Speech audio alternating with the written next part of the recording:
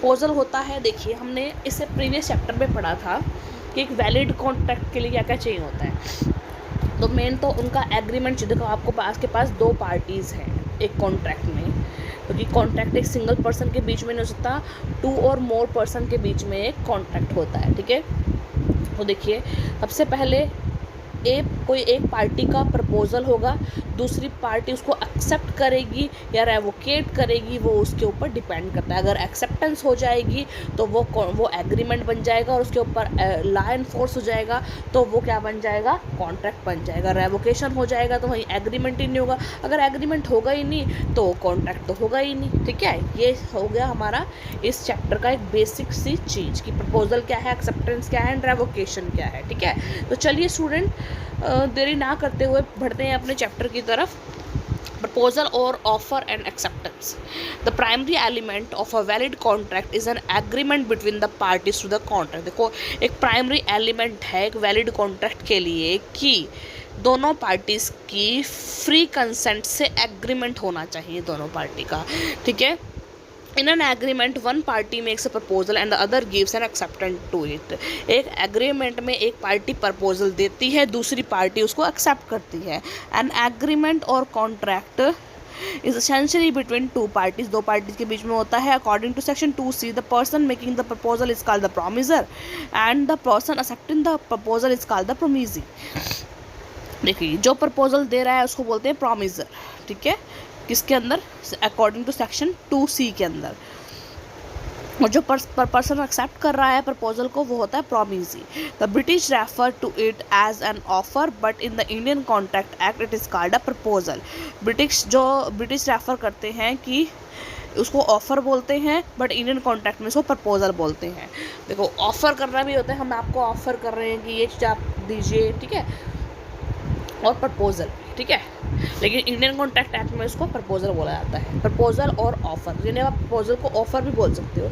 According to section 2A of the Indian Contract Act, when one person signify to another his willingness to do, जब एक person दूसरे person को signify करता है अपनी willingness को कि वो क्या चाहता है, क्या करना चाहता है, टू डू और to abstain from doing anything with a view to obtaining the assent of other, और सामने वाले को बताता है कि मैं ये करना चाहता हूँ और मुझे आपकी इस चीज़ के लिए एसेंट चाहिए, आपकी इजाज़त चाहिए, आपकी सहमति चाहिए, of the other to such an act as abstinence, he is said to make a proposal. उसे क्या जाता है कि उसने एक प्रपोजल रखा है सामने वाले के ऊपर।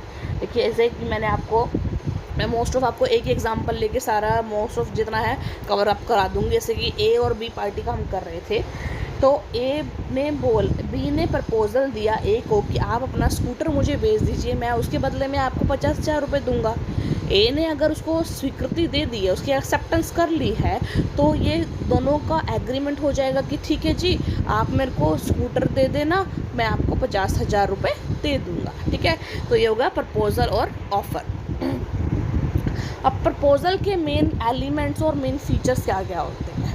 The definition of a proposal specifies the following three characteristics होते हैं एक प्रपोजल के। एग्जिस्टेंस ऑफ टू पार्टी, दोनों पार्टी आमने सामने होने चाहिए, दोनों पार्टी होने क्योंकि एक पर्सन से कोई भी प्रपोजल नहीं हो सकता, दोनों पार्टी की एग्जिस्टेंस होनी बहुत ज़रूरी है। दूसरा, चॉइस टू डू और नॉट टू डू एब्सेंट। देखो अब ये ना चॉइस होती है हमारी कि हम उसको एक्सेप्ट करें या ना करें। देखो मान लो मुझे प्रपोजल भेजा गया कि भाई आप अपनी स्कूटी मुझे भेज दीजिए, बट मैं कहती हूँ कि अब मेरे ऊपर है, ये मेरी चॉइस है कि मैं भेजना चाहती हूँ या नहीं चाहती हूँ, ऑल चॉइस इज माइन, ठीक है। तो चॉइस टू डू, आपको चॉइस मिलती है कि आप ये कर भी सकते हो और आप नहीं भी कर सकते, यानी कि आपको एक्सेप्टेंस की भी चॉइस है और आपको एब्सटेंस की भी चॉइस है, ठीक है। आगे है object of the proposal. Proposal का ऑब्जेक्ट होना चाहिए कि आप किस काम के लिए प्रपोजल दे रहे हो, उसका एक कोई विषय भी होना चाहिए, उसका एक ऑब्जेक्टिव भी होना चाहिए, लक्ष्य भी होना चाहिए। The proposal has an object, the person making the proposal wants the consent और acceptance of the proposal by the person to whom the proposal is made.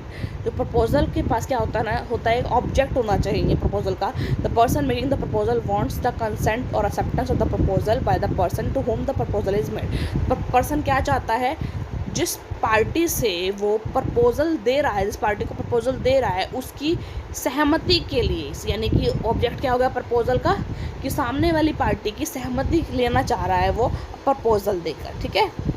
If a proposal is not made with the intention of getting the acceptance of the person to whom the proposal is made, it cannot be termed as proposal because its acceptance will not result into a contract. देखो, अगर हमने हमारी जो proposal का जो object है वो ये नहीं है कि सामने वाले की कंसेंट चाह रहे हैं हम, तो उसका कोई मीनिंग नहीं होगा, फिर उसका कॉन्ट्रैक्ट हम नहीं बना सकते। आगे है, there could be situation where the proposal is for the other party to make a proposal.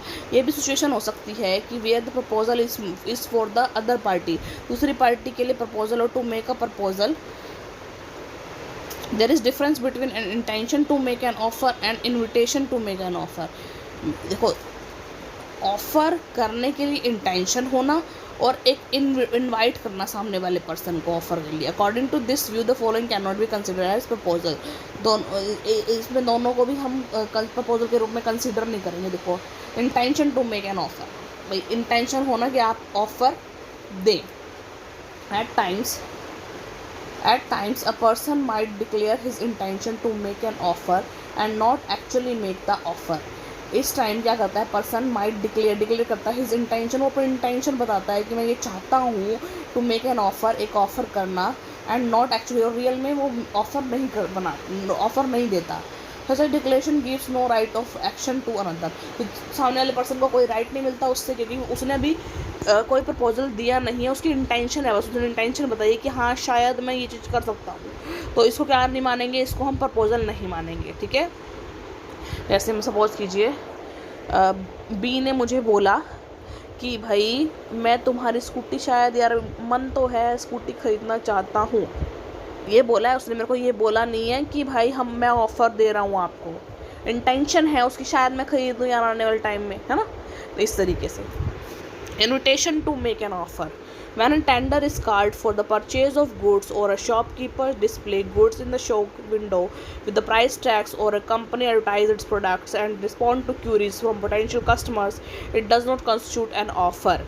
देखिए, invitation to make an offer, invitation दे रहे हैं हम कि आप ऑफ़र दीजिए। देखिए, जो हम जाते हैं दुकानों पे क्या लग रही होती है, डेमोन्स्ट्रेशन लग रही होती है, डिस्प्ले लग रही होती है गुड्स की, और उस पर प्राइस टैग लगा होता है, तो वो हमें वो प्रपोजल दे रहे हैं। हर बंदा रोक क्यों कह रहे हैं जी आप हमारा सामान ख़रीद लो, इतने रुपए दे दो हमारे को, और ऐसा है, उसमें ऐसा कुछ नहीं है। कंपनी अपने प्रोडक्ट्स की एडवर्टीज़मेंट करती है, ये प्रोडक्ट है जी ऐसे इतने रुपए का है, वो हमें प्रपोजल दे रही है, नहीं, वो प्रपोजल नहीं है, वो इन्वाइट कर रही है हमें कि हम उनको प्रपोजल दें, तो इसे हम ऑफ़र के रूप में नहीं मानेंगे, ठीक है।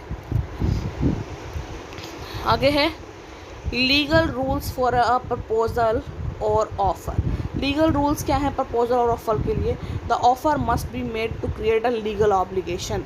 देखो, ऑफ़र अगर किया जाएगा, यानी कि किसी को प्रपोजल दिया जाएगा कि हाँ भाई ये सपोज़ कीजिए सामने वाले पर्सन ने मुझे प्रपोजल दिया कि स्कूटी दे दो और 50,000 रुपये ले लो, तो उसमें एक लीगल ऑब्लिगेशन होगी, क्योंकि उस पर लॉ जो है एनफोर्सेबल होगा। लीगल ऑब्लिगेशन क्या बनेगी कि भाई ऑब्लिगेशन होता है उत्तरदायित्व, तो लीगलिटी आप का ये उत्तरदायित्व बनता है कि सामने ए पार्टी उसको स्कूटर प्रोवाइड करेगी और बी पार्टी उसको 50,000 रुपये प्रोवाइड करेगी, तो लीगल ऑब्लिगेशन क्रिएट होना ज़रूरी है। अगर लीगल ऑब्लिगेशन नहीं होता, उसमें कोई उत्तरदायित्व नहीं पूरा करता, तो वहाँ पर वो चीज़ कॉन्ट्रैक्ट के रूप में नहीं मानी जाएगी, ठीक है। The terms of the offer must be unambiguous and definite. देखो, जो भी ऑफ़र मान लो सामने वाले ने कहा है, वो कोई भी उसके अंदर एम्बिग्युइटी नहीं होनी चाहिए। एम्बिग्युइटी कोई गलत फहमी नहीं होनी चाहिए, भाई मिस रिप्रेजेंट करके मैंने तो ये बोला था जी कि आपकी स्कूटी भी दे दो आप साथ में मेरे को, और आपका हेलमेट भी दे दो, ठीक है।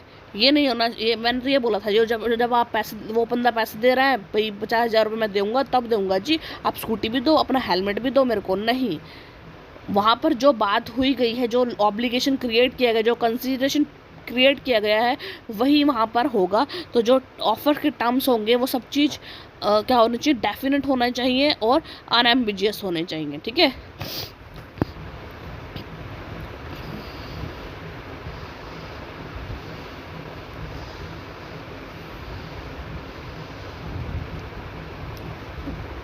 द ऑफर में भी जनरल और स्पेसिफिक। ऑफर जनरल भी हो सकता है, स्पेसिफिक भी हो सकता है। An offer is called specific when it is made to an individual और a group of individual. Specific offer वो होएगा जो एक सिंगल पर्सन को ऑफर दिया जा रहा है या फिर ग्रुप ऑफ इंडिविजुअल को दिया जा रहा है। In case of specific offer, only the person और group of persons to whom the offer is made can accept और reject the offer. Specific offer के केस में ओनली द पर्सन और group of person to whom the offer, जिसको एक special person को या फिर किसी ग्रुप ऑफ पर्सन को जिसको ये ऑफ़र दिया गया है, कैन एक्सेप्ट और रिजेक्ट द ऑफर, वही सिर्फ क्या कर सकता है, उसको एक्सेप्ट कर सकता है और रिजेक्ट कर सकता है। For example, if Abdullah offers to sell his watch to the Naidu for 3000, it is specific offer which only Naidu and nobody else can accept और रिजेक्ट। देखो, मैंने अपनी स्कूटी मेरी एक फ्रेंड को ऑफ़र करी कि तू लेगी तेरे को 50,000 रुपये में दे दूँगी, ठीक है। लेकिन कोई और मांगेगा, चलो अपनी तो घर की बात है, कोई और मांगेगा तो जी मैं 60 से कम नहीं दूँगी, ठीक है। तो ये स्पेसिफिक ऑफ़र हो गया मेरी फ्रेंड के लिए कि भाई तू लेगी तभी तेरे को मैं प्रोवाइड करूँगी 50,000 रुपये में, ठीक है। और जनरल होगा कि सबके लिए सेम है कि भाई मैं तो अपनी स्कूटी बेच रही हूँ, जिसको लेनी हो 50,000 रुपये की है ले लो, वो होगा जनरल, ठीक है। स्पेसिफिक होगा किसी एक स्पेशल पर्सन के लिए कि उसकी एक्सेप्टेंस हमने मांगी है। मतलब मैंने अपनी फ्रेंड को बोला भाई तेरे को स्कूटी लेनी है तो बता, तेरी एक्सेप्टेंस की ज़रूरत है, मैंने प्रपोजल दिया, तेरी एक्सेप्टेंस की ज़रूरत है। तो अब ये नहीं कि कोई और उसका पड़ोसी आ जाए और कह दे जी मेरे को दे दो, मैं एक्सेप्ट कर रहा हूँ आपका प्रपोजल, नहीं, मैंने उसके लिए दिया था स्पेशल जो है स्पेसिफिक ऑफ़र या स्पेसिफिक प्रपोजल, 50,000 रुपये तेरे को दे दूँगी। कोई और मांगेगा तो हम उसके लिए जनरल रखेंगे कि हाँ भाई सबके लिए 60,000 रुपये की है, ठीक है। द ऑफ़र में भी एक्सप्रेस और इम्प्लाइड। जो ऑफ़र होता है ना प्रपोजल, वो भी एक्सप्रेस और इम्प्लाइड हो सकता है। एक्सप्रेस बोल के किया जाने वाला, इम्प्लाइड अपने आप ही हो जाता है। देखो, an offer does not necessarily need to be express, it's can also be implied. According to section 9, specific offer can be made in words. एक स्पेसिफिक ऑफर को वर्ड्स में बोला जाता है, रिटन और oral. If A offers to sell his scooter to B for 5,000, it is a specific oral proposal. B को बोला है और स्पेसिफिक हो गया। As implied offer need not necessary to express in words. Implied offer जरूरी नहीं है कि उसको वर्ड्स में बोलना पड़े। कंपनी दैट प्लाइज ट्रैम्स और on roads for urban citizens makes an implied offer by its conduct to transport passenger from one destination to another at a fixed fare। जो कंपनी है जो क्या करती है, ट्रैम्स ऑन रोड पर जो plies करती है अर्बन सिटीज़ के अंदर, वो इम्प्लाइड ऑफर देती है कि भाई आप चला लीजिए ट्रांसपोर्ट पैसेंजर को from one destination to another at a fixed rate. वो बोलती नहीं है एक्सप्रेस वर्ड में। देखो, जिन्हें ट्रैम्स बना रखे हैं, रोड पे चला रहे हैं, तो पता है जी वो अब वो ऑफ़र थोड़ी करेगी आओ हमारे उसमें बैठ जाओ, नहीं, वो सब इम्प्लाइड सामने वाले बंदे को अपने आप ही पता चल जाएगा भाई ट्रैम्स चल रहे हैं तो हमारे बैठने के लिए, तो वो ऑफ़र थोड़ी करेगा बैठो बैठो बैठो। एक्सप्रेस भी हो सकता है और इम्प्लाइड भी हो सकता है। The offer should be request and not an order. जो ऑफ़र होगा ना वो रिक्वेस्ट कर सकते हैं, हम किसी पे ऑर्डर नहीं चलते हैं। मैं किसी को बोलूँ जी मेरी स्कूटी आपको ख़रीदनी पड़ेगी ही नहीं, ख़रीद लो, प्यार से बोल सकते हैं हम ऑफ़र के रूप में, मैं बेचना चाह रही हूँ, आप ख़रीदना चाहते हो, रिक्वेस्ट करेंगे हम, ठीक है, ख़रीद लो यार, ऐसे। तो हम ये नहीं बोलेंगे ख़रीदनी पड़ेगी, नहीं, रिक्वेस्ट ऑर्डर के फॉर्म में नहीं होगी offer. The offer must B for a possible act. Offer जो प्रपोजल जो दोगे ना पॉसिबल एक्ट के लिए होगा, ये नहीं आप बोलोगे चांद तारे तोड़ लाएंगे ये कर लाएंगे, वो एक ऐसा एक्ट जिसको किया जा सके। The offer must be communicated. Offer को हमेशा सामने वाले पर्सन को कम्युनिकेट किया जाएगा, कम्युनिकेशन के बिना उस ऑफ़र को नहीं किया जा सकता, ठीक है।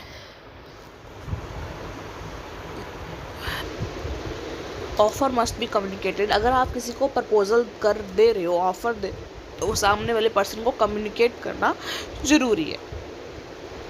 जिसकी आप एक्सेप्टेंस चाहते हो उसको आप बताओगे, प्रपोजल रखो